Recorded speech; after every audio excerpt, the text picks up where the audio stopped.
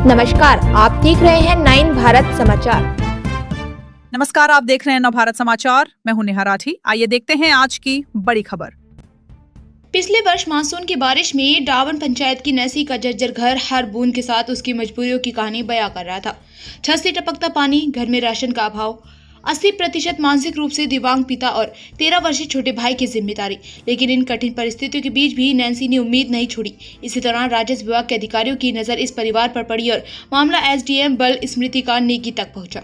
उन्होंने इसे केवल सरकारी फाइल का विषय नहीं माना, बल्कि परिवार की जिंदगी बदलने का संकल्प लिया। सबसे पहले प्रशासन की ओर से राशन, कंबल, तिरपाल और अन्य आवश्यक सामग्री उपलब्ध करवाई गई। इसके बाद लगातार प्रयास कर दोनों बच्चों को मुख्यमंत्री सुखाश्रय योजना से जोड़ा गया, जिसके तहत अब दोनों को प्रतिमाह 4-4 हजार रुपए की आर्थिक सहायता मिल रही है। एसडीएम स्मृतिका नेगी ने बताया, कई बार परिवार का दौरा किया। उन्होंने महसूस हुआ कि केवल राहत सामग्री से इस परिवार का भविष्य सुरक्षित नहीं होगा। इसके बाद उन्होंने स्थायी समाधान की दिशा में कदम बढ़ाए। मुख्यमंत्री सुखाश्रय योजना के तहत मकान निर्माण की स्वीकृति दिलाकर पहली किस्त जारी करवाई। यहीं से समाज भी इस मुहिम का हिस्सा बन गया। एसडीएम के आग्रह पर मुनिंदर धर्मार्थ ट्रस्ट ने 2 कमरों, रसोई और स्नान घर वाले पक्के मकान के निर्माण का जिम्मा लिया। हरदेव सैनी ने निःशुल्क सीमेंट दिया। राजस्व विभाग के कर्मचारियों ने करीब 70,000 रुपए की ईंटों का सहयोग किया और गांव के लोगों ने भी अपनी क्षमता अनुसार मदद की।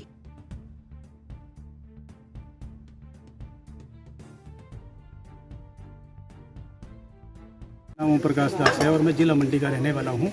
आज जो हम यहाँ पर ढाबण गांव है, तहसील बल, जिला मंडी का, यहाँ पर मौजूद हैं। और आप देख, यहाँ जो एक असहाय बच्चे हैं 2, जिनका पिता जो है वो मेंटली डिस्टर्ब है और बच्चे हैं जो पढ़ने वाले हैं, उनका घर जो है वो नाजुक हालत में है। तो इसको देखते हुए हमारे गुरुदेव संत रामपाल जी महाराज जी ने आदेश दिए हैं कि भी इनका मकान बना करके देना है। क्यों, इसका पता हमारे को एसडीएम महोदय जो बल के हैं, श्रीमती स्मृतिका नेगी जी, इन्होंने बताया था। क्योंकि हमारा दूसरी जगह भी एक घर का कार्य जो है वो चला हुआ है, तो मैडम की रिक्वेस्ट पे हमने इसका सर्वे करवाया। सर्वे के बाद ये सर्वे हमने अपने सतगुरुदेव जी के पास भेजा और वहाँ से पास होकर के आ गया है। तो ये जो कार्य है अब यहाँ पर सतगुरुदेव जी के आदेश से जो मुनिंदर धर्मार्थ ट्रस्ट है, जो हमारा जो सतलोक आश्रम के अधीन काम करता है, तो उसके अंतर्गत निर्धन वर्ग आवास सेवा, निर्धन एवं असहाय वर्ग के निवास हेतु सुरक्षित आवास उपलब्ध कराना जो इसका मोटिव है, अन्नपूर्णा मुहिम जो संत रामपाल जी महाराज ने चलाई हुई है, तो इस ट्रस्ट के अधीन ये सारे कार्य जो है वो पूरे भारतवर्ष में हो रहे हैं। और इस मकान का जो है आज कार्य शुरू हो गया है और 2-4 दिन में, 5 दिन में मकान तैयार हो जाएगा। और मकान ही तैयार नहीं होगा, इसका लेटरिन, बाथरूम, किचन भी करके देना है। इसका जो भी साजो सामान होगा इसको फिनिशिंग करके इसका खिड़की, दरवाजे, सफेदी, बिजली की फिटिंग और इसकी जो भी टॉयलेट बाथरूम की फिटिंग है सारी करके देनी होती है। तो ये इस तरह से ये मकान जो है इसका कार्य आज शुरू हुआ है और जल्दी आशा करते हैं कि जल्दी इन बच्चों को एक सुरक्षित आवास जो है वो मुनिंदर धर्मार्थ ट्रस्ट की तरफ से संत रामपाल जी महाराज की कृपा से मिल जाएगा। अच्छा नैन्सी, आप का जो ये जो घर बना के दे रहे हैं, तो इसके बारे में कुछ बोलेंगे आप? जी, जो ये हमारा घर अभी बना रहे हैं ना, तो सबसे पहले तो जो हमारे सीएम सर हैं, श्री सुखविंदर सिंह सुक्खू सर जी हैं, उनका मैं बहुत धन्यवाद करना चाहूँगी कि उन्होंने जो मुख्यमंत्री सुखाश्रय मुख्यमंत्री योजना के तहत जो वो बच्चों को जिनके पास घर नहीं हो घर प्रोवाइड करवाते हैं, उसका मैं उनका बहुत बहुत थैंक यू करना चाहूँगी। क्योंकि उन्हीं की स्कीम के तहत हमें 1 लाख रुपये पहली किस्त हमारे अकाउंट में आई, फिर उसके बाद हमारे घर बनने की शुरुआत हो गई। तो ये जो आपके घर की शुरुआत बन रही है, इसमें किसका हाथ रहा और कैसे कैसे ये संभव हो पा रहा है, ये सब हो पा रहा है, इसके बारे में बताएं। जी, जैसे कि आपको पता है कि मैं अकेली हूँ, एक छोटा भाई मेरा और बस हमारा कोई नहीं करने वाला। फिर उसके बाद जो हमारी एसडीएम है, ये हमसे पहले मिलने आई थी। उनको हमारे बारे में पता चला, हमसे इन्होंने बात की, हमारे घर में देखा कि हमारा कोई नहीं है, हमारे पास बर्तन भी थे उस टाइम प्रोवाइड करने को। मैम ने हमें बर्तन प्रोवाइड किए, कंबल प्रोवाइड किए, यहाँ तक कि हमें कपड़े भी प्रोवाइड किए मैम ने। इन्होंने हमारी हेल्प की। फिर उन्होंने बोला कि मैं आपकी हेल्प करूँगी। हमारे पास घर नहीं था, जो था मतलब उसमें भी पानी सीलन थी और उसमें से पानी टपकता था, सोने में प्रॉब्लम होती थी। और जो मेरे पापा जी हैं वो है डिसेबल, तो उनको कुछ पता नहीं लगता कि मेंटली डिसेबल है। तो मैम ने सबसे पहले हमारी हेल्प की। फिर इन्होंने बोला कि आपको घर जरूर मिलेगा। फिर उसके बाद हमें जो मुख्यमंत्री योजना है उसके तहत हमें फिर पैसे मिले। फिर अब हमारे घर की शुरुआत हो गई। तो साथ में एक जैसे ये मनिंदर धर्मार्थ हाँ जी। ट्रस्ट है, हाँ जी। ये आपकी हेल्प कर रहे हैं साथ में। हाँ जी, जो मनिंदर धर्मपाल ट्रस्ट है ना, इन्होंने बोला कि हम आपकी हेल्प करेंगे। इन्होंने बोला कि फ्री ऑफ कॉस्ट हम आपको इनके प्रोवाइड करेंगे, जो भी सीमेंट वगैरह जो भी यूज़ होता है घर बनाने के लिए मटीरियल सब हम आपको प्रोवाइड करेंगे, labour free of cost provide करवाएंगे और आपका घर बना के देंगे। इनका कैसे पता चला कि आपको घर की ज़रूरत है? मतलब इन्होंने और भी घर बनवा के दिए हैं। एक तो कोई तो रहा होगा बीच की कड़ी जिन्होंने बताया होगा कि इसको ज़रूरत है, नैन्सी को ज़रूरत है। हाँ, ST मैम ने। ठीक, तो आप क्या बोलते हैं STM मैडम के लिए? मैम बहुत अच्छा है, इन्होंने हमारी हेल्प की। जब कोई नहीं था ना हमारा, सबसे पहले मैम आए थे हमारे पास हमारी हेल्प के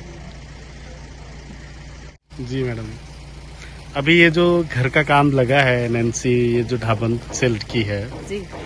तो जैसे कहती है कि सुखाश्रय योजना से मिला है, उसमें आपका हाथ, आपने क्या क्या प्रयास किए, कैसे कैसे ये संभव हो पाया है इसके लिए? क्योंकि हमें पता है आपने पिछले 2 वर्ष से बहुत कुछ इनके लिए किया हुआ है।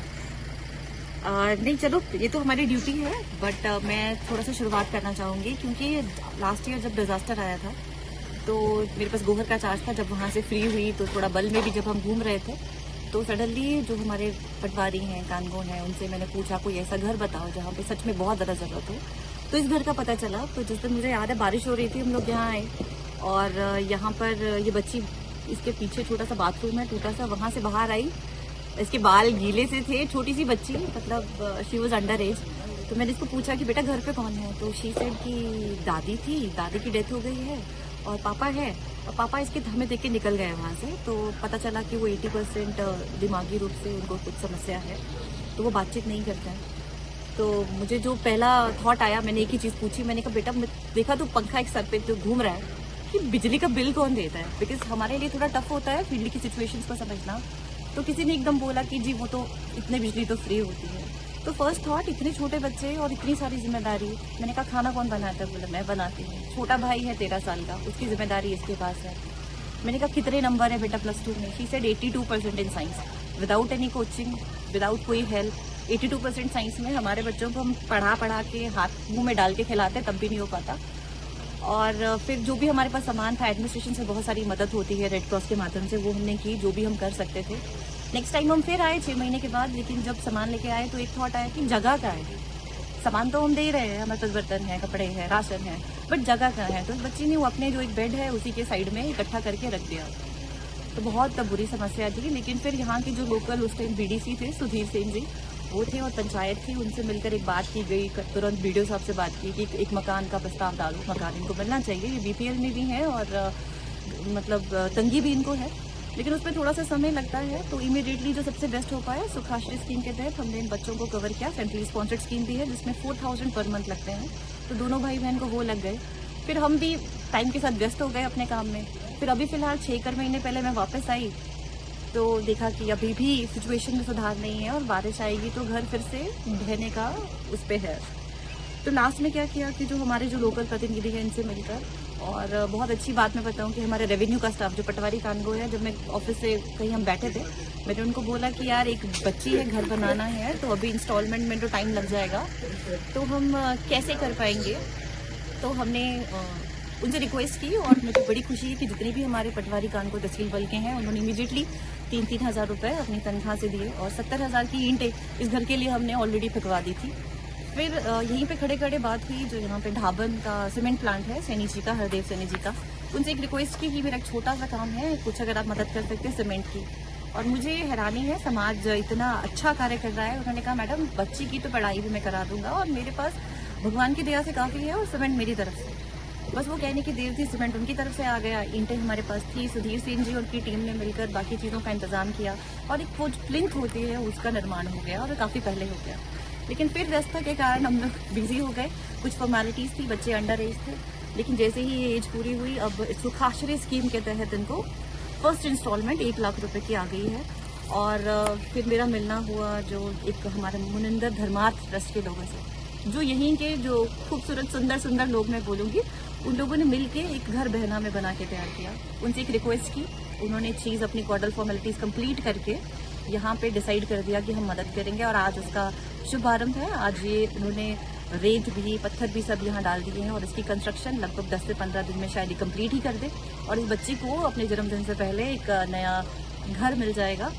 तो यही एक सोच थी और मैं धन्यवाद करना चाहूँगी कि जो सरकार की इतनी अच्छी स्कीम है, सुखाश्रय स्कीम जैसी, जो ऐसे बच्चों के लिए एक बहुत बड़ा सहारा है।